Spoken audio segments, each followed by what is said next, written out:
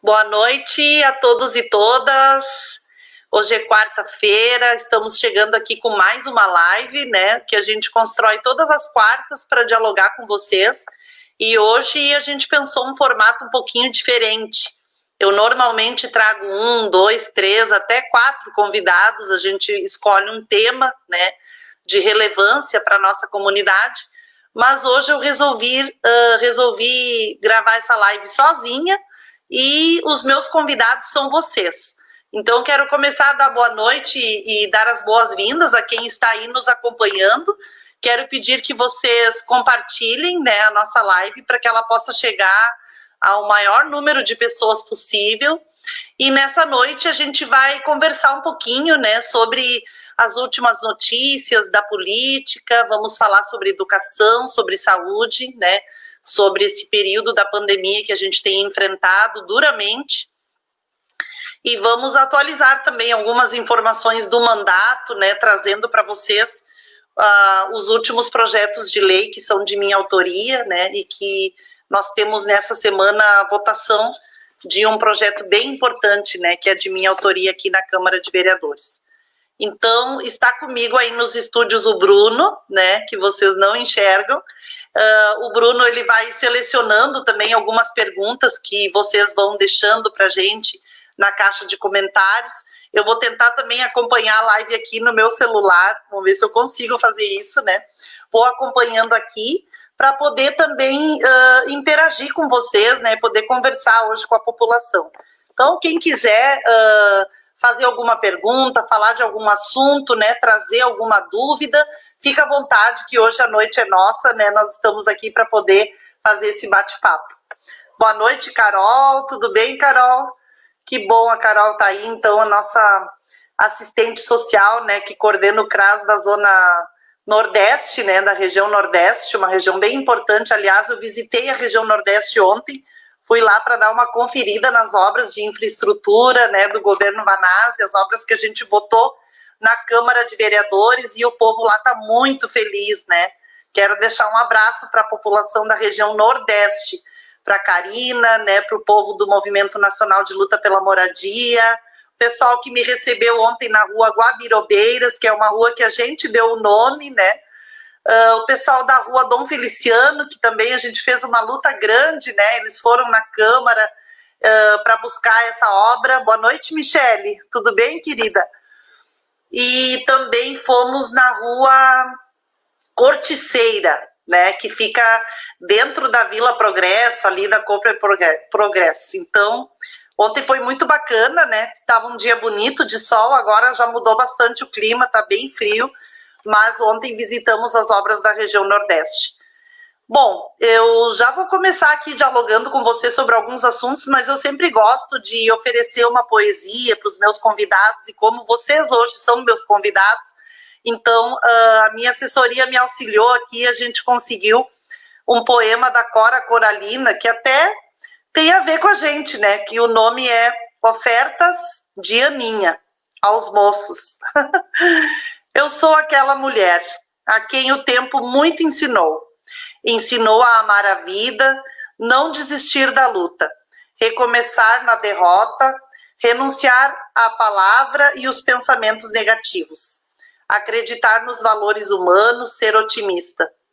Creio numa força imanente que vai ligando a família humana, numa corrente luminosa de fraternidade universal. Creio na solidariedade humana, creio na superação dos erros e angústias do presente. Acredito nos moços, exalto sua confiança, generosidade e idealismo. Creio nos milagres da ciência e na descoberta de uma profilaxia futura dos erros e violências do presente. Aprendi que mais vale lutar do que recolher dinheiro fácil. Antes acreditar do que duvidar. Então, hoje a gente começa com a Cora Coralina, né, falando um pouco de quem nós somos, né, desse lugar de onde eu falo, que é um lugar de luta, é um lugar, né, de muita caminhada política, né, nessa cidade. Comecei em 92, né, como professora da rede municipal de ensino, na escola de Usa Flores, na feitoria. eu tenho 2 concursos, né? Então eu comecei a lecionar muito jovem, eu tinha 19 anos quando eu comecei a dar aula, e com 22 anos eu me tornei diretora dessa escola. E essa caminhada da gente começa na escola, né? Depois vai para o sindicato, que é o sindicato dos professores. Depois de muitas lutas, sempre defendendo a educação, a gente vai para uma eleição, né? A primeira vez que eu disputei o processo eleitoral foi em 2004, junto com o companheiro Vanazzi, e foi o ano em que nós elegemos o Vanazzi prefeito e eu fui eleita vereadora. Então, nessa caminhada, o nosso lugar de fala é o lugar de uma mulher de luta, né? De uma chefe de família, de uma educadora, né? De parlamentar, de sindicalista, né? E é importante, então, deixo o meu abraço a todas as mulheres que acompanham essa live também, né? Dizendo que o nosso lugar também é nesse espaço de luta, né? Que a gente pode transformar a sociedade a partir da nossa ação política. Então, daqui a pouquinho eu vou entrando aqui na nossa live para poder cumprimentar cada um de vocês, né? Poder compartilhar com vocês essa noite especial. Mas hoje a gente vai falar de alguns assuntos assim importantes que eu destaquei para a gente conversar um pouquinho, né? Começando assim pelo tema, começando pelo tema da saúde. Infelizmente hoje no Brasil, né, nós temos 3.456.652 casos de Covid-19 e já chegamos a 111.100 mortes. Esses são os dados de hoje, né, que foram lançados recentemente. No Rio Grande do Sul, 103.891 casos, 2.881 óbitos. E aqui em São Leopoldo, 3.996 casos, quase 4.000 casos em São Leopoldo, e chegamos à marca de 102 óbitos. Hoje nós registramos 6 falecimentos na cidade. Então, é muito triste para a gente esse período da pandemia, né, onde todos os dias a gente anuncia vidas que se perdem, né? E, infelizmente, ao contrário do discurso, né, do presidente Bolsonaro e daqueles que negam a força dessa pandemia, não é uma gripezinha, né? Já são várias regiões de São Leopoldo, digamos assim. Para quem quiser entrar na nossa página um dia e dar uma olhada no vídeo que nós fizemos, nós construímos um vídeo mostrando o que representa esse número de mortes que já aconteceu no Brasil em termos de cidade, né? Se todos esses mortos fossem leopoldenses, já seria a metade da população da nossa cidade. Então, é muito importante que a gente tenha sensibilidade, né? Que a gente acredite nas orientações da Organização Mundial de Saúde, que a gente também reconheça os esforços do prefeito Vanazzi, né? Que tem sido um prefeito destacado aqui em nível regional, em nível estadual, pelas ações que vem construindo, principalmente porque adotou uma política de testagem muito forte, né? Então, nós temos mais de 5.000 pessoas testadas na cidade até agora, né? E é através dos testes que a gente consegue identificar, né, as pessoas que... onde estão os casos de Covid, onde estão os surtos de Covid, houveram rastreamentos, né, e houve toda uma política de busca ativa para a gente poder identificar esses casos. Então, é fundamental isso, né? E hoje eu lia uma pesquisa, né, da Folha de São Paulo, que ela falou que o número de pessoas que estão em isolamento social, completamente praticando o isolamento social, diminuiu muito. Nós tínhamos, em 17 de abril, nós tivemos 210 mortes no Brasil, no dia 17 de abril. E naquela época nós tínhamos 21% das pessoas em isolamento completo e 50% das pessoas estavam em isolamento só quando necessário, saíam só para uma coisa ou outra.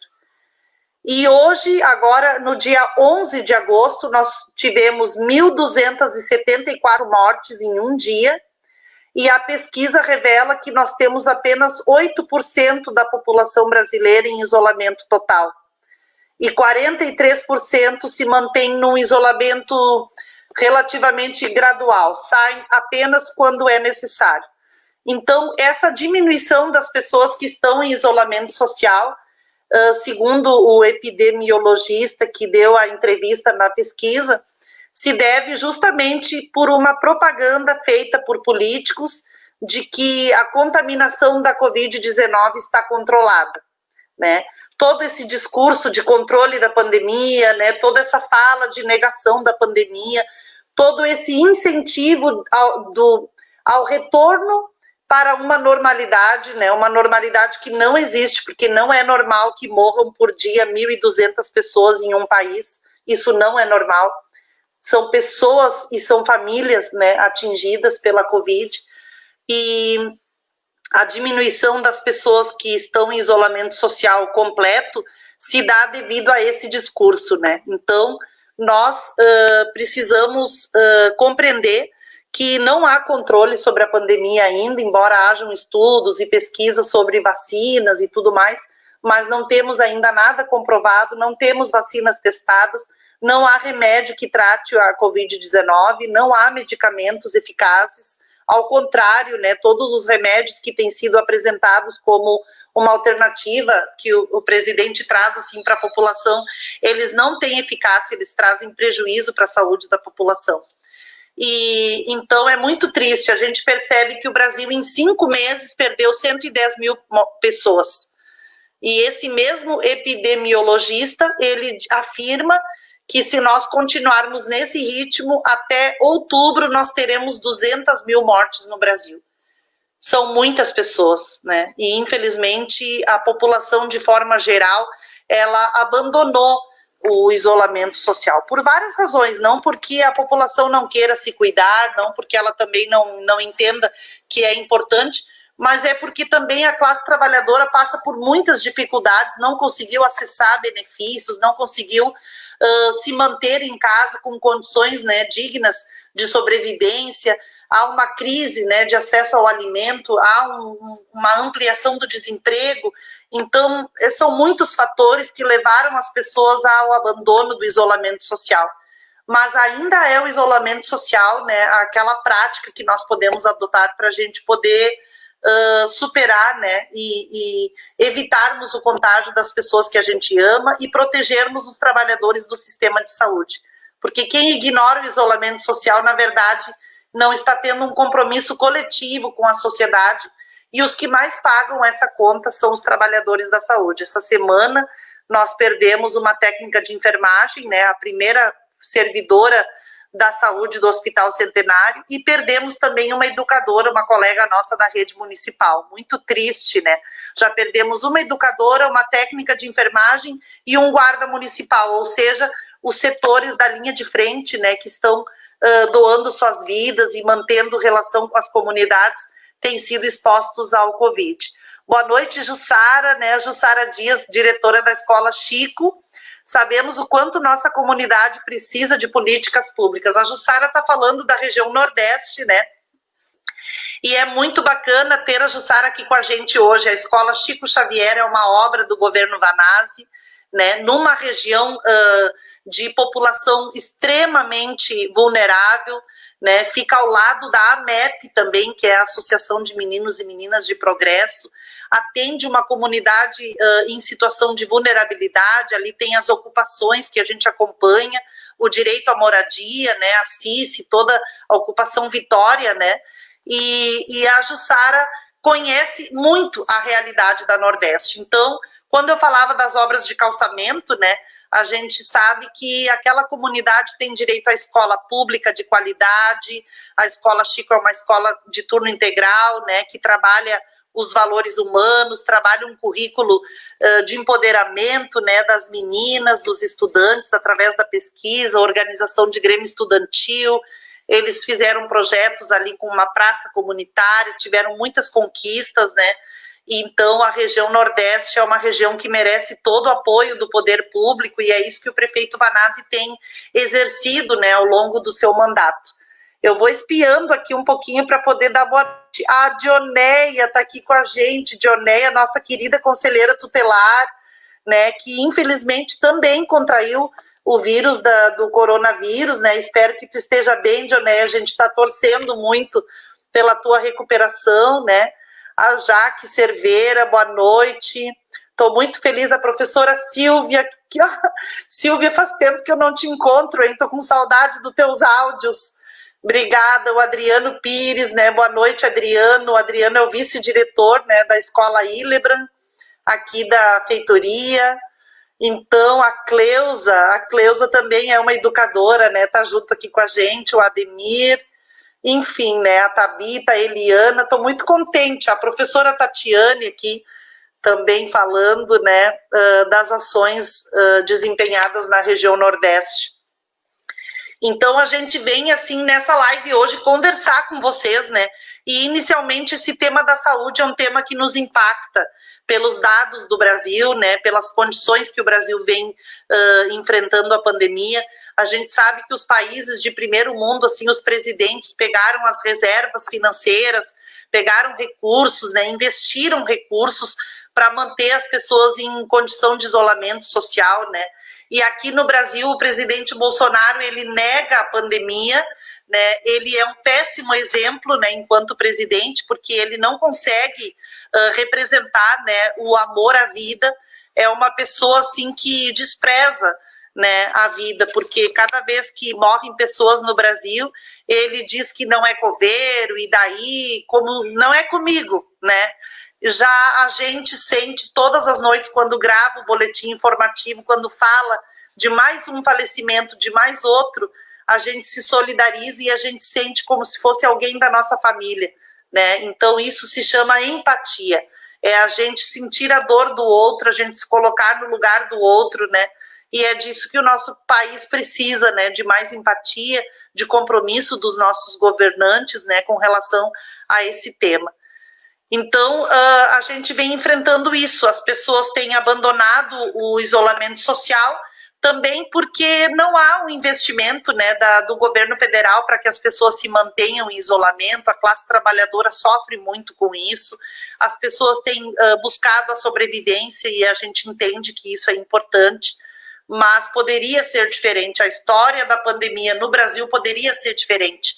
Ela poderia ter tido uma outra condução, né? Desde o início, o Ministério da Saúde não apostou, né, nesse combate. O próprio ministro da Saúde, 2 ministros passaram e foram exonerados pelo presidente. Hoje nós não temos um ministro da Saúde, temos um militar ali interino que também não considera, né, as orientações da Organização Mundial de Saúde. E nessa perspectiva, então, de nós não termos um ministro, de nós não testarmos a população, de nós não comprarmos novos leitos, né, é que a situação da pandemia vai se arrastar bastante ao longo desse ano aqui para nós, né. Então, é bem importante, assim, quando a gente fala sobre esse processo que a gente está vivendo, porque além do tema da saúde, né, que é um tema dramático hoje, a crise sanitária que a gente vive, né, todo o esforço que a prefeitura aqui de São Leopoldo faz, né, o próprio Hospital Centenário, que foi aos poucos, assim, sendo equipado, né, sendo preparado para o recebimento de pacientes, mas nós estamos na bandeira vermelha, estamos no limite sempre da ocupação de leitos. E mesmo com todos os esforços do governo Banazzi, a gente se sente, enquanto cidade, sozinhos, lutando, né, em defesa da vida, enquanto a onda geral, né, tanto no Brasil como no Rio Grande do Sul, é uma onda de passar uma ideia de controle, né, da pandemia, mas a pandemia não está controlada, né. No Rio Grande do Sul nós somos um estado onde agora a gente tem aumentado bastante, né, o pico de contágio em razão também do inverno, em razão das questões climáticas. Chegou um momento, né, em que o Rio Grande do Sul avança bastante nos dados da saúde, de contaminação, e nós defendemos, então, que a população se mantenha protegida, né? Principalmente a classe trabalhadora, principalmente as crianças. E aí eu entro num outro assunto, que é o tema da educação, né? Recentemente, aqui no Rio Grande do Sul, o governador Eduardo Leite, né, ele apresentou um projeto de volta às aulas de forma presencial, né? Na opinião do governador Leite, a pandemia está controlada no Rio Grande do Sul, né? E ele apresenta um cronograma onde, dia 31 de agosto, que já é na semana que vem, as aulas presenciais devem ser retomadas e a primeira etapa que volta às aulas é a educação infantil. Justo a etapa, né, de 0 a 6 anos, onde estão as crianças menores, os pequenos, né, e onde a criança não tem o sentido, né, não tem a compreensão do isolamento. Então, como garantir que as escolas de educação infantil estarão preparadas, né, dentro das regras dos protocolos de saúde, para receber crianças, né, para brincar na areia, para trocar de brinquedo? A gente sabe que criança está numa fase oral, né, tudo vai para a boca, o brinquedo vai para a boca, troca um alimento com o colega, é beijo, é abraço. Uma criança pequena não consegue conviver um dia inteiro usando uma máscara, né? Então, é um absurdo. A gente está muito indignada, eu estou indignada como educadora, como mãe, e como trabalhadora que fui da educação infantil. Foi o meu primeiro emprego. Quando eu tinha 14 anos, eu trabalhei em creche, né, como estagiária, antes de iniciar, assim, na rede municipal de ensino. E a gente conhece as crianças, né, e sabe que é um absurdo o que o governador está propondo. Então, hoje houve uma manifestação em frente ao Palácio Piratini. Eu quero parabenizar o CEPERS, né, o Sindicato dos Professores Estaduais, e também o Comitê Estadual de Pais e Mães, né, pela cidadania, pela democracia, que foram em frente ao Palácio, dentro das regras de restrição, e fizeram uma manifestação silenciosa contra a abertura das aulas presenciais. As prefeituras do Rio Grande do Sul, né, que nós temos quase 500 municípios, através de uma pesquisa da FAMURS, 95% delas são contra a abertura das aulas presenciais, não querem, né? A educação infantil é uma etapa que é responsabilidade dos municípios, ou seja, o governador Leite toma decisões que não é ele que implementa. Quem vai implementar isso são as prefeituras. Eu hoje li na página do nosso prefeito Vanazzi a opinião dele contrária, né? Então acredito que em São Leopoldo não haverá a abertura dessa etapa presencial, né? E ficam muitas perguntas sobre esse tema, né? As perguntas que ficam para nós é a completa irresponsabilidade do governador, com base em que dados ele propõe, né, a retomada da educação infantil e das aulas presenciais. A gente percebe, assim, uma insensibilidade muito grande dele, né, um erro, e isso é um ataque à infância gaúcha, né? Quem serão os responsabilizados, né, pelos surtos de coronavírus que a gente vai enfrentar no Rio Grande do Sul? Vai ser a dona da escolinha, vai ser a diretora da escolinha, vai ser o prefeito, vai ser a família vai assinar um termo de compromisso que ela está ciente que tudo pode acontecer. Como é que vai ser isso, né? Então, aqui o Adriano Pires, né, ele fala do governo Leite, PSDB, ele coloca em risco as crianças e trabalhadores em educação. E essa hashtag é a campanha, né, escolas fechadas, vidas preservadas. Então, nós entendemos que muitos estão alegando assim, mas se o comércio abriu, se as empresas abriram, as escolas terão que abrir, em algum momento elas terão que abrir. Nós entendemos sim que a educação, ela em algum momento, em algum nível, ela vai estabelecer de novo uma relação com a comunidade, mas não é agora o momento da aula presencial. Então, ao contrário do que o governador Leite propõe, que é a primeira etapa da educação infantil, né, os pequenos de 0 a 6 anos, depois o ensino superior e depois as demais etapas, aqui em São Leopoldo, né, o governo Vanazzi e a Secretaria de Educação, a quem eu quero parabenizar, né, o secretário Ricardo, a nossa coordenadora pedagógica Carla, ao CME, né, em nome da Fábio Bitello, ao CEPROL, em nome da Andréia, aqui os organismos de educação participaram da elaboração do plano emergencial. E o prefeito anunciou na semana passada o plano emergencial para a educação. E esse plano, ele já vinha acontecendo desde março com as comunidades.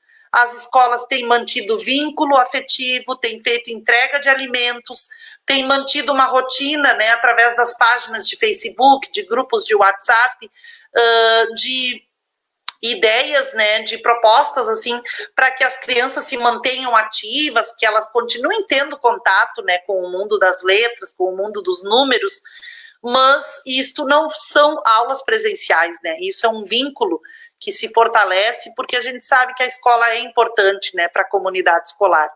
E agora a etapa de São Leopoldo avançou um pouco mais. Então, hoje começaram as aulas remotas, né, aulas não presenciais, digamos assim, para toda a rede municipal de ensino. E aí, como é que o prefeito Vanazzi começa? Ao contrário do que o governador Leite faz. Ele começa pelos 5º anos até o 9º, ou seja, os alunos maiores, né? O programa Acelera e a educação de jovens e adultos. Aí só depois, lá em 2 de setembro, começam os pequenos do 1º ao 4º ano. Mas as atividades não são na escola, as atividades são através de uma plataforma virtual. E também o prefeito Vanazzi, diferente do governador Leite, ele considera o recorte socioeconômico da comunidade escolar. Então, ele fez uma pesquisa, as escolas pesquisaram, né, ao contrário do que muitos dizem que os professores estão de férias, eles não estão de férias, estão trabalhando arduamente, mais do que antes, e fizeram um levantamento de quantos estudantes têm acesso à internet e quantos não têm.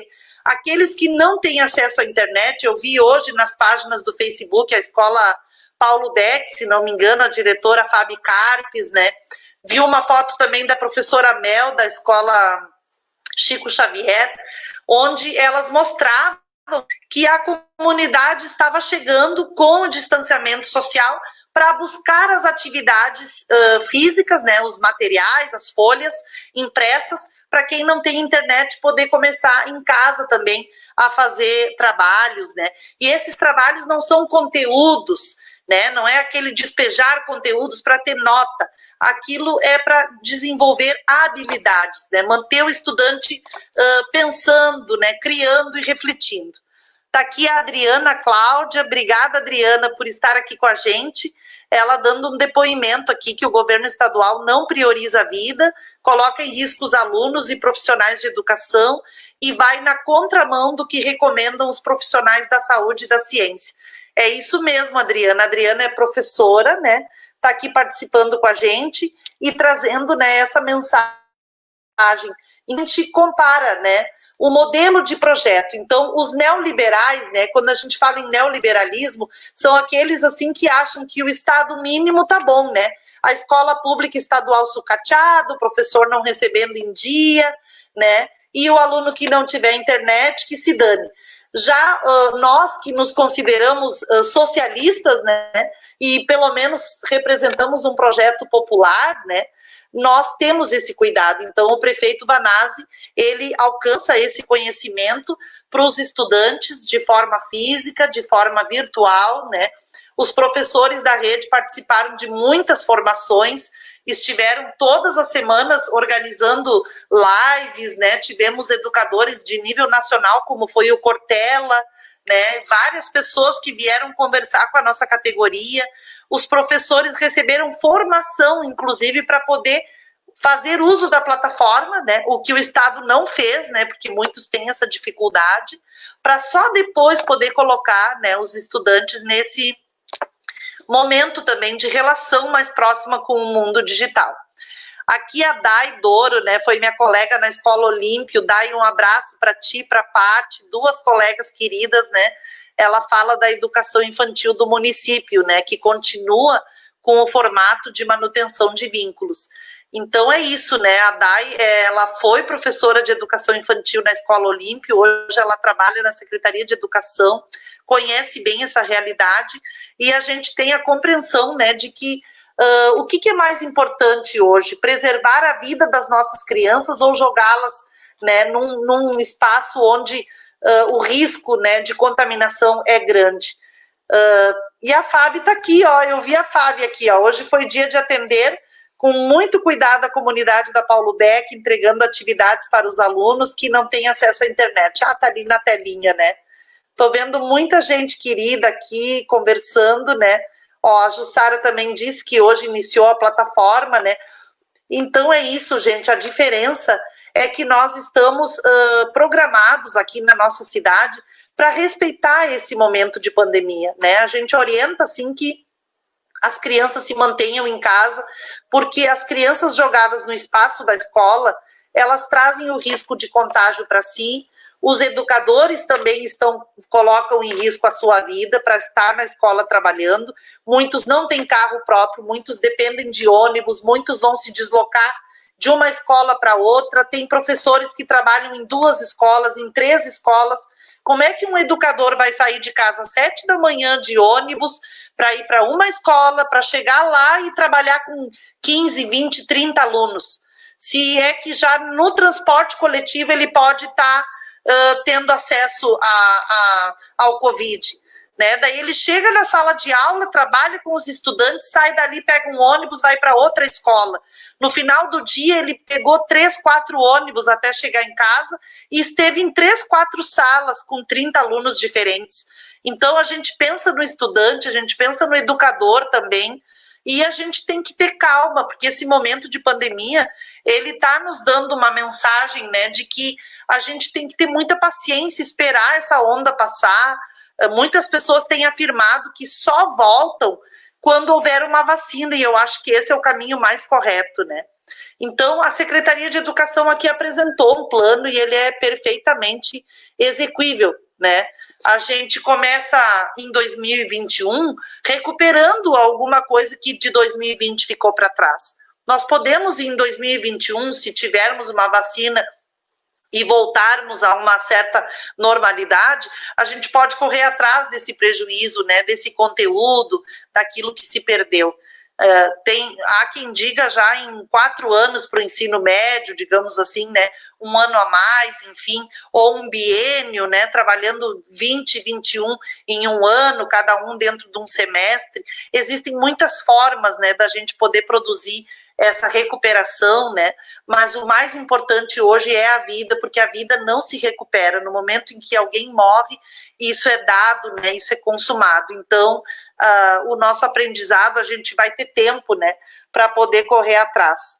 Então, eu estou vendo aqui, deixa eu espiar aqui, estou vendo o Wilson aqui, estou muito feliz, presidente da Ambab, né? Que legal, ó, o nosso prefeito nos enche de orgulho, baita administração, amor ao próximo.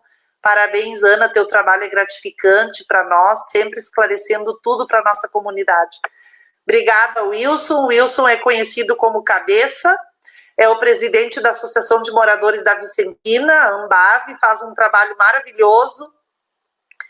E eles também fizeram muitas lutas lá na região, né, com a Escola Castro Alves, fizeram a carreata da solidariedade 2 vezes já, né, recolhendo alimentos, muito bacana. Vamos ver se tem mais alguma pergunta ou algum comentário, Bruno, para a gente poder ir dialogando aqui com o nosso pessoal. Mas a gente vai seguindo, né, nesse tema. A Melissa, ó, a Mel dando boa noite. A Ângela, a morte se tornou banal, não podemos ficar tão quietos. Exatamente. Ah, dona Ângela, aqui da feitoria, que amor. A gente conversa sempre pelo WhatsApp. Que bom, dona Ângela, que a senhora veio hoje participar dessa live, que alegria. A dona Ângela também esses dias comentou comigo, né, falar em feitoria e falando em saúde também, né, que foi o anúncio da unidade básica de saúde aqui da feitoria Madesati. Foi muito bacana, né, na semana passada o prefeito veio aqui, fica a 2 quadras aqui de casa, né, nos fundos da escola Caíque Madesati. Então, ali naquela área, começou a obra já da Unidade Básica de Saúde da Madesati. Foi uma luta muito grande, né? A gente travou essa luta em 2008, no orçamento participativo. Eu era vereadora, já estava no 2º mandato, e a gente, aqui na comunidade, a gente mobilizou os estudantes. Então, nós fomos com os alunos do Olímpio, os alunos do Caíque Madesati também foram, né? O pessoal da Coab também ajudou, então a gente botou uma demanda da Coab Feitoria, que era uma escola de educação infantil, e a Coab Feitoria votou um posto de saúde na Madesati.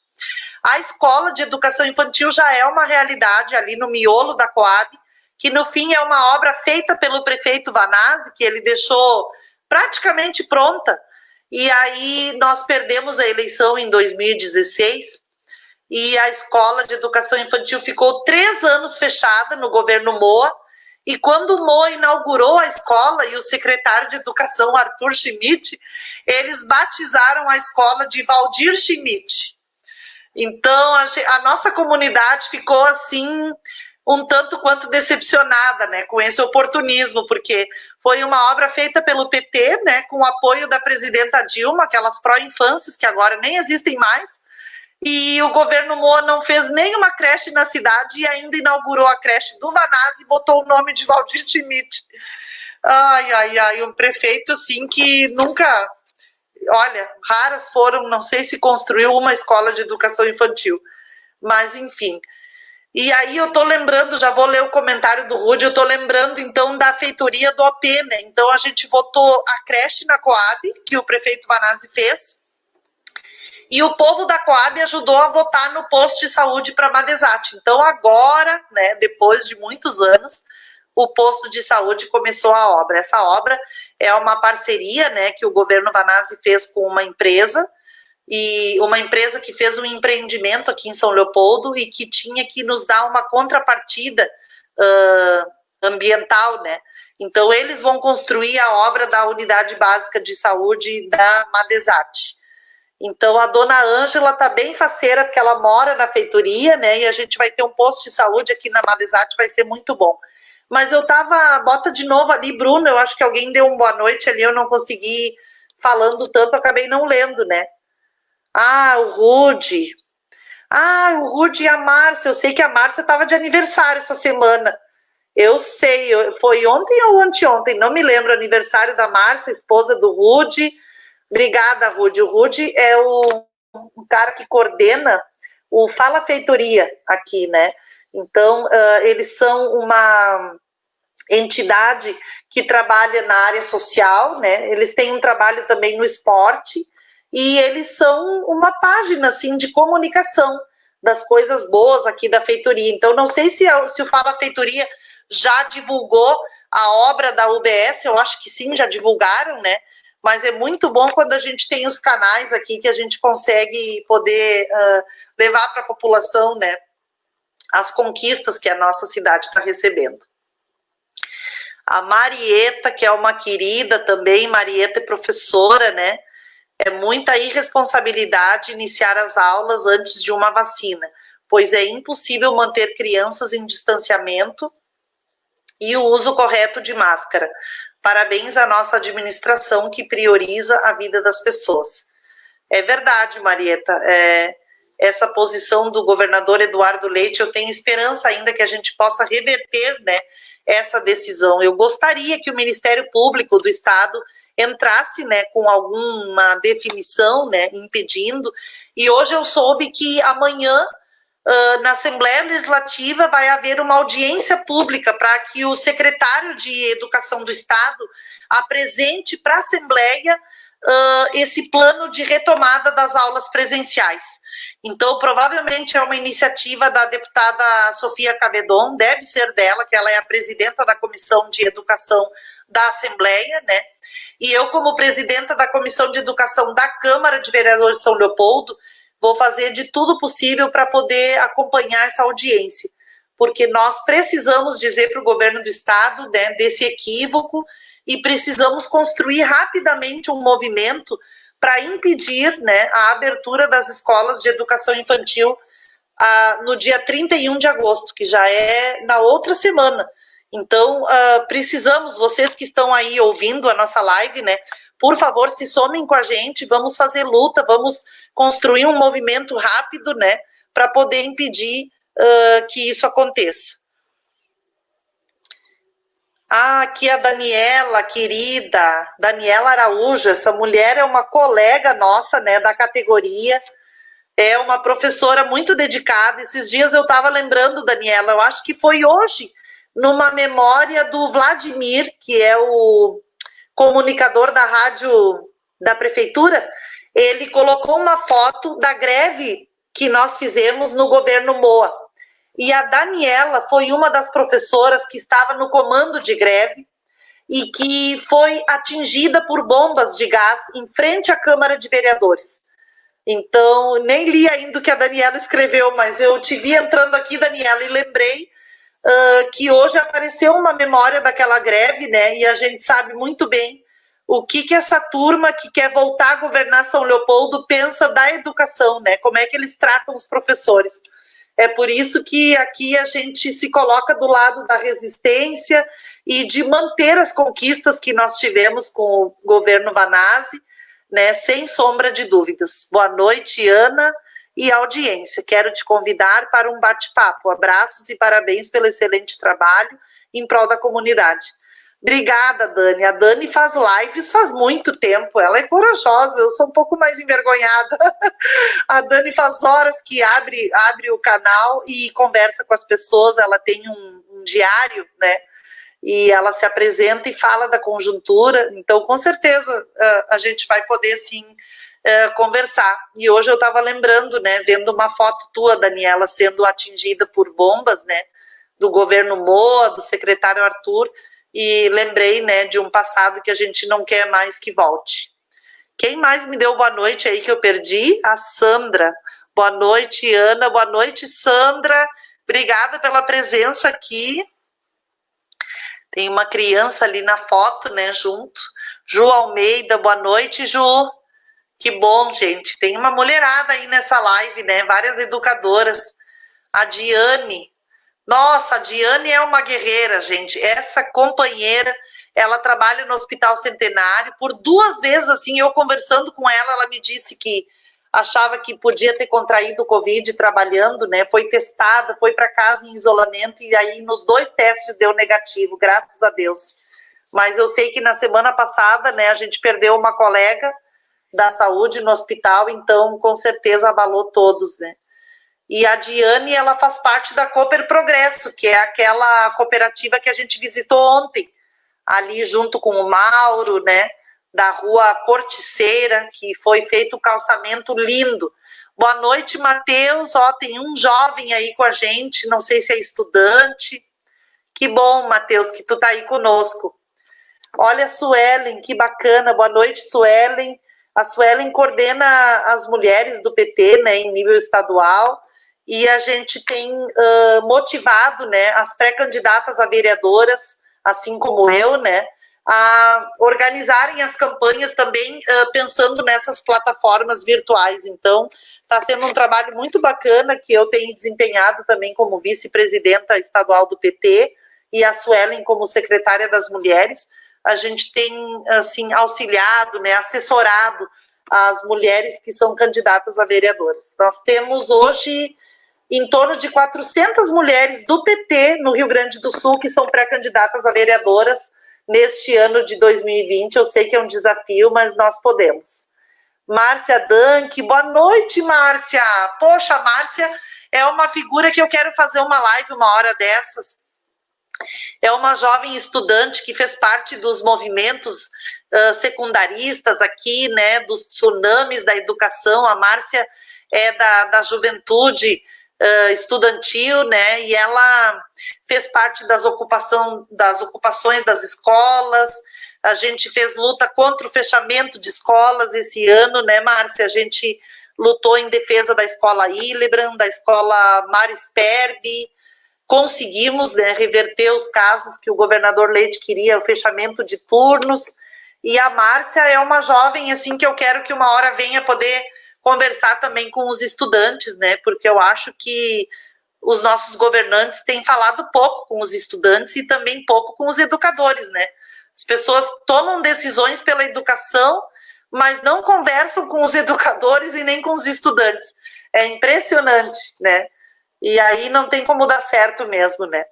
Adroildo, boa noite, Adroildo, querido, grande amiga, nossa vereadora. Que legal. O Adroildo é uma liderança muito importante lá da ocupação Renascer, né? Na Vicentina, é um guerreiro, né? Mora numa ocupação, a gente tem uma luta lá junto com o movimento de luta pela moradia e estamos buscando melhorias ali, infraestrutura, né?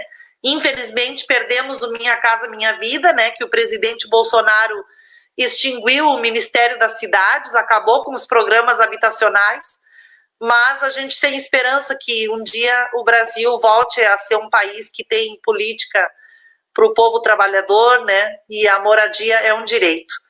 Marcelo Camargo, boa noite. O Marcelo é membro da Ambave, né? Também é um grande companheiro, né? Um trabalhador querido. Obrigada, Marcelo. Eu soube que o seu João melhorou de saúde, né? A gente ficou muito feliz que o seu João se recuperou. A Eni Schneider, nossa, a Eni, uma querida, mora aqui perto, né? Tá feliz que a filha, que estava longe, chegou hoje, me parece. E daqui uns dias ela vai estar bem pertinho da filha de novo. A Cideni dizendo, se Eduardo Leite tivesse filho, com certeza ficaria do lado certo e diria não à volta às aulas presenciais. Muito bem, Cideni. Hoje eu vi que tu fez um comentário na minha postagem, né, no Facebook. Obrigada, Cideni. Tu tá muito correta, né? O Eduardo Leite, ele não tem filhos, mas eu acho que ele poderia se aconselhar com os educadores, né? Mesmo a gente não tendo filhos, não sendo mãe, não sendo pai, a gente pode acertar nas políticas também, né? E ele, infelizmente, está errando porque o próprio secretário de educação dele não é professor. Então fica difícil, né, acertar. Esse povo, quando chega no poder, eles trazem os empresários, né, para gestar a educação, eles pensam no lado privado, eles defendem o setor privado e esquecem, né, de falar com quem são os especialistas, né. Inclusive, falando sobre educação, ai, nossa, agora é o boa noite do Mano, agora arrasou o coração aqui. Pablo, boa noite, querido. Que bom te ver e ouvir tua voz. Ótima live e um grande abraço. Ai, viu só, gente, como eu tô cumprindo o isolamento? Nem os manos a gente não tem encontrado. É que a nossa família é grande, tá, gente? Nós somos 8. Então, se a gente inventar de se reunir, já é aglomeração. Não dá, né? Essa semana o nosso pai fez 82 anos e a gente, cada um foi no portão lá um pouquinho e a gente não tem se visto de forma presencial. Mas a gente estava falando sobre educação, né? E eu fiquei chocada essa semana com as notícias do Ministério da Educação. O governo Bolsonaro, ele diminuiu o orçamento do MEC para 2020, né? E ele vai colocar recursos no Ministério da Defesa Civil, porque ele tem um projeto de aumentar o número de escolas cívico-militares em 2021. Então, ele tirou o dinheiro da educação para botar lá na Defesa Civil, porque a escola cívico-militares, os que lecionam, são os militares aposentados, né? Então, além daquela aposentadoria pequena, né, que os militares têm, bem parecida com a aposentadoria do povo trabalhador, né? Eles também recebem um auxílio financeiro para dirigir o conteúdo, né, das escolas cívico-militares. Aliás, é o sonho de consumo do presidente Bolsonaro, né? São as escolas cívico-militares, porque ele acha que é lá que a gente constrói uma disciplina maior, né? Consegue formar uma sociedade com valores mais conservadores. E, na verdade, nós temos essa diminuição do orçamento do MEC, nos entristece bastante, né? Porque a gente percebe que demonstra, sim, a falta de compromisso, né, da União com o projeto de educação no Brasil. E hoje a Zero Hora também escreveu um texto, né, falando que escolas desiguais precisam de tratamento diferente na volta às aulas. Eu até fiz uma postagem no meu Twitter, né, e a colunista Rosane de Oliveira não gostou muito que eu citei ela, mas ela é a autora do texto. Então, ela defende, assim, que se existe desigualdade na educação, se a escola pública tem dificuldade de ter o computador, de ter acesso à internet, mas a escola privada tem condições, por que não fazer um plano de volta às aulas considerando as desigualdades? Ou seja, deixa quem tem condições voltar, deixa a rede privada voltar, e a escola pública que fique, porque não tem a tecnologia que precisa, né? E eu quero dizer que isso se chama segregação, né? A educação, ela é direito de todos, independente da classe social. Então, a gente não pode pensar um projeto de educação onde terá direito ao conhecimento, terá direito ao presencial, e até é questionável se a qualidade do ensino é melhor, né? Porque as nossas escolas públicas, elas sempre se destacam no tema da qualidade de ensino em razão dos esforços dos educadores.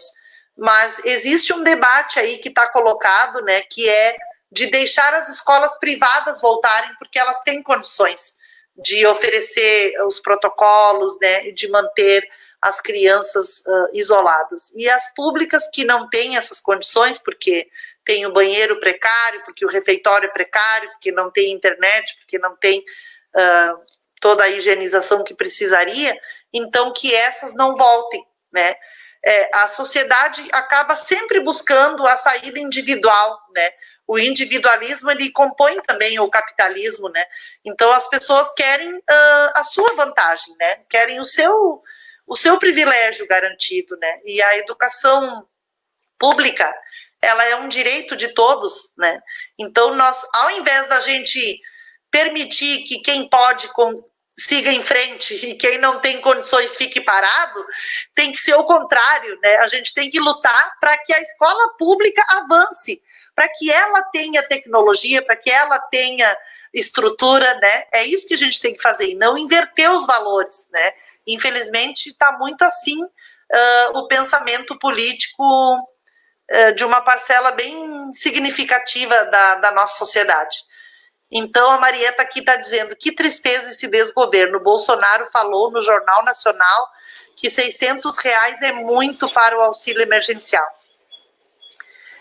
O projeto do Bolsonaro era 200, né? R$200 era o auxílio emergencial dele. A proposta dos 600 foi do PT. Do PT e outros partidos, né? De oposição. E aí foi aprovado na Câmara. Então, quando a gente fala em auxílio emergencial dentro da pandemia, as pessoas têm que lembrar que o projeto do Bolsonaro era R$200. E o nosso projeto foi de 600, que aprovou. E a gente sempre soube que ele era contra, né? E ele toda hora ameaça em cessar, né, o programa de renda básica.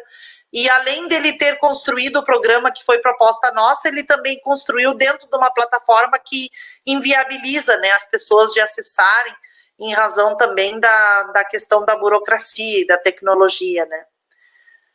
Bom, eu estou aqui já com 50 minutos de live, meu compromisso é não alugar muito vocês, né. Olha aqui o Brian, querido Brian, grande Ana, sempre na luta popular, uma mulher que está empenhada em promover debate e que tem preocupação real com as pessoas, sem medo de bater de frente com os parasitas do povo. Tens minha total admiração.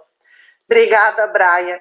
O Brian é um jovem querido também, ele se destaca assim, trazendo essas ideias para a gente, né? Representa assim, uma juventude que tem consciência crítica, né, que acredita na política como ferramenta, né, de transformação, e isso é bem bacana. Ele está lembrando aqui, ó, que a renda básica já era um projeto do Suplicy, né, e é isso mesmo, a renda básica é um projeto do senador Suplicy, e uma luta de muitos anos, né, que a gente conseguiu travar e conseguimos implementar, né, no Congresso Nacional. Bom, mas eu estou chegando já no finalzinho aqui da nossa live, né? Meu compromisso é não me estender muito com vocês, e até eu quero que depois vocês opinem, assim, eu não pude ler todos os comentários, mas eu vou responder um por um, aqueles que eu não consegui aqui na hora, né? Não fiquem chateados comigo, e também me digam se vocês gostaram desse formato, né? Porque eu tenho feito lives que eu trago convidados toda quarta-feira. Mas de vez em quando talvez seria interessante que eu viesse para poder falar com vocês de assuntos que são do interesse de cada um, né? Então, se vocês gostarem, a gente vai, em outros momentos, a gente vai repetir esse formato. Bom, o Bruno está botando aqui na tela um lembrete muito bacana, né? Nós aqui em São Leopoldo construímos um projeto de lei, né, que combate e enfrenta a disseminação de informações falsas, as famosas fake news. Então, há mais de 30 dias a gente vem fazendo um debate com a sociedade, fizemos audiência pública, produzimos um projeto de lei, estudando, né, o avanço das fake news na sociedade, nesse mundo virtual, e o quanto as fake news têm trazido prejuízos à vida, prejuízos à cidadania, prejuízos à democracia. A gente já se deu conta, né, a partir da CPMI das fake news que está acontecendo na Câmara Federal. A própria deputada Natália Bonavides participou com a gente de uma das audiências que eu propus, e ela falou que as fake news da Câmara Federal, elas identificaram, né, esse gabinete do ódio, e hoje se consegue perceber que a eleição de 2018 ela foi completamente contaminada por esse ambiente de informações falsas que percorrem o WhatsApp, o Facebook e as redes digitais.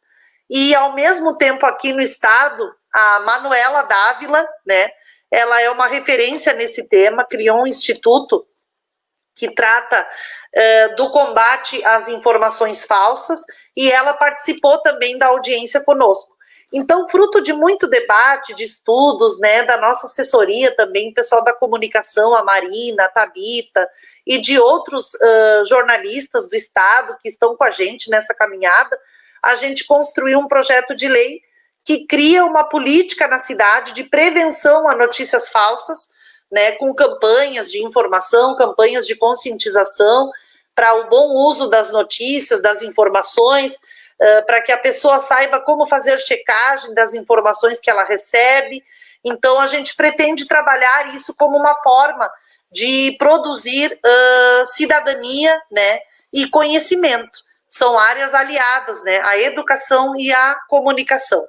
E a gente também prevê penalidades para aqueles que elaboram notícias falsas, informações falsas na nossa cidade e que trazem dano à utilidade pública, dano ao interesse da coletividade, né? E a gente sabe que, infelizmente, na nossa cidade existem, né, casos de fake news que trouxeram graves situações, né, para a nossa população, seja envolvendo o Hospital Centenário, seja envolvendo o próprio prefeito, né? E joga dúvida na cabeça da população num momento de pandemia, onde as pessoas têm buscado a informação e onde a gente acredita que informações salvam vidas. É por isso que a gente faz esse boletim diário, todas as noites, né, através do WhatsApp. Então, a gente está conectada numa política educacional e de comunicação. Tá aí a Kátia Marco, né? Nossa, eu não imaginava que ela estava na live. Essa mulher nos ajudou muito, ela é jornalista, né? Obrigada, Kátia, torcendo para que seja aprovada. A Kátia, ela é jornalista do jornal Brasil de Fato, que comemorou 2 anos recentemente, acompanhei as lives de aniversário do jornal, e ela é uma das pessoas que nos ajudou muito nesse processo de construção da lei. Então, gente, a boa notícia é que nós vamos ter uma lei que combate fake news em São Leopoldo. E essa lei vai ser modelo para muitos municípios, né? Para a gente construir nas câmaras de vereadores um debate com a população de enfrentamento a essa onda de mentiras, né? Que causam dano a imagem das pessoas, com certeza, né? Mas não só a imagem, causam danos a todo o interesse coletivo.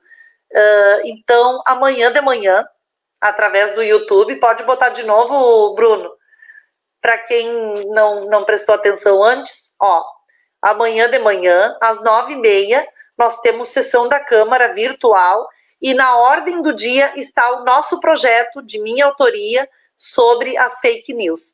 Então, eu convido vocês que estão aqui essa noite para vocês entrarem amanhã na Câmara de Vereadores pelo canal do YouTube e que vocês apoiem, né, que vocês acompanhem as falas dos vereadores para que a gente consiga aprovar o nosso projeto em primeira votação e na quinta-feira que vem em segunda votação. Então, vai ser muito importante, né, essa construção, porque eu tenho certeza que o espaço que a gente ocupa, que é do Legislativo, ele é um espaço também de elaboração de políticas, né? É um espaço de promoção de ideias, é um espaço da gente tornar a nossa cidade melhor. E a nossa ideia foi produzir, né, uma lei que possa coibir, né, essa prática tão horrenda que é a prática das informações falsas. A Luísa Neto, querida professora, parabéns pela clareza nas informações e continue promovendo esses encontros.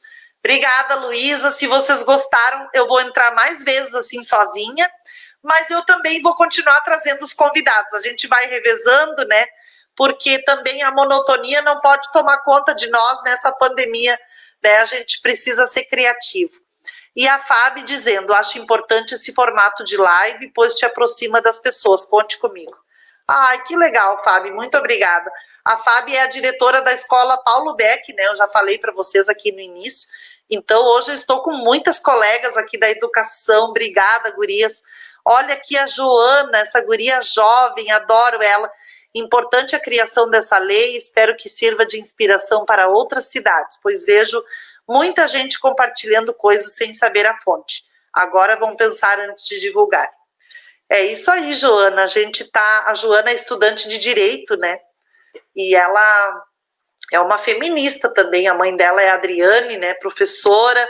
Então, a gente está aí produzindo leis, né? Representando as mulheres, lutando pela educação, lutando pela cidade, né? A gente está aí percorrendo as comunidades, vendo as obras que estão acontecendo em São Leopoldo, apoiando as medidas do prefeito Vanazzi, né, de forma irrestrita e desejando, né, que a nossa cidade consiga passar por esse momento de pandemia, tendo o menor número possível de mortos. Infelizmente, hoje, daqui a pouquinho, eu já vou gravar o nosso boletim. Nós tivemos 6 óbitos nas últimas horas aqui em São Leopoldo, né? Nós chegamos a 102 mortes, e mesmo com toda a luta que está sendo feita, né? Então, vamos encerrar essa noite lembrando, né, gente, que por mais que muitas pessoas abandonaram a ideia do isolamento social como uma ideia de prevenção da vida, nós sabemos que isso foi uma prática da narrativa dos políticos que infelizmente negaram a pandemia e que não estão dando o exemplo. Então, sigamos as orientações da OMS, sigamos as orientações do prefeito Vanazzi, do secretário Charão, né? Vamos continuar nos protegendo, cuidando da nossa família, vamos lutar para que a educação infantil não retome as aulas presenciais, porque é uma defesa que a gente faz hoje da infância e a gente precisa preservar as nossas crianças e também os trabalhadores da educação. E aqui na tela eu estou deixando o número do nosso WhatsApp do gabinete para vocês, tá? É 989399544. Esse é o nosso número, agendem o número no WhatsApp de vocês, deem um oi pra gente. Oi, eu participei da tua live, gostei muito, quero receber as informações, quero receber as notícias que tu produz. A gente inclui vocês, né, no nosso grupo e vocês recebem todos os dias à noite, por volta das 8h30, 9 horas, um boletim que apresenta os dados do dia, as principais notícias, né, de São Leopoldo, com foco no coronavírus. E fora esse boletim, a gente também, ao longo do dia, compartilha notícias boas, né? Iniciativas do governo, iniciativas do mandato, para que vocês fiquem atualizados, né? E para que a gente vença as fake news com as informações reais, né? E mostrando muito trabalho, muito compromisso com a população. Gente, então, eu vou me despedindo aqui de vocês. 1 hora de live, eu não posso passar disso, né? Senão fica meio cansativo. Gostei muito, né? Posso fazer mais vezes assim, gostei mesmo. E a gente pode mudar os assuntos do dia, atualizando. Quero agradecer a vocês que estiveram aqui comigo essa noite, desejar uma boa noite para todos e todas. Vai esfriar muito nos próximos dias, então vamos nos proteger, tá? Vamos ficar em casa, sair só se for preciso, usar máscara, álcool gel, evitar, né, os lugares públicos, evitar aglomerações e vamos manter as nossas crianças em casas protegidas. Nos ajudem a fazer essa luta para que as aulas presenciais não retomem no dia 31 de agosto, conforme o governador Eduardo Leite está propondo.